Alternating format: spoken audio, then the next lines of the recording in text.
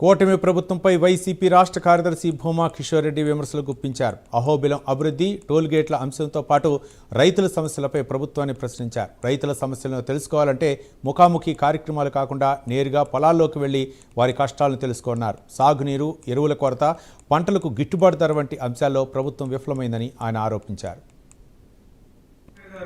రైతులతో ముఖాముఖి అని చెప్పేసి ఈరోజు నంద్యాల జిల్లాకు వస్తుంది. అసలు రైతుల సమస్యలు ఏమున్నాయనేది కూడా తెలియకుండా ఈరోజు ఇన్ని రోజులు కనీసం రైతుల మీద ఎక్కడైనా ఆయన ఒక్కటైనా స్పందించినారా? మళ్ళీ నంద్యాల జిల్లాలోనే ఎంచుకొని నంద్యాల జిల్లాకు వచ్చి రైతులతో ముఖాముఖి అంటారు. ఏమైనా ఒకటి చేసి రావడం అనేది ఎక్కడైనా విన్నాను నేను ఇంతవరకు. కనీసం ఇక్కడ మొక్కజొన్న రైతులు కానీ ఎంత ఇబ్బంది పడుతున్నారో, ఒక గింజన్నా కొన్నారా? ఎరువుల పరిస్థితి ఎలా ఉంది రైతులకి? ఎరువులు కనీసం ఎకరాకు ఒక బస్తాన ఇచ్చేది మీరు ప్రభుత్వం. ఎంత దారుణం! యూరియా అదే పరిస్థితి. ప్రతి ఒక్క ఇబ్బంది పెట్టుకొని కనీసం ఇంతవరకు ఒక్క దాని ముందే కూడా స్పందించలేదు. మళ్ళీ ఏ మొహం పెట్టుకొని నంద్యాల జిల్లాకు వచ్చి రైతులతో ముఖాముఖి అంటున్నారు.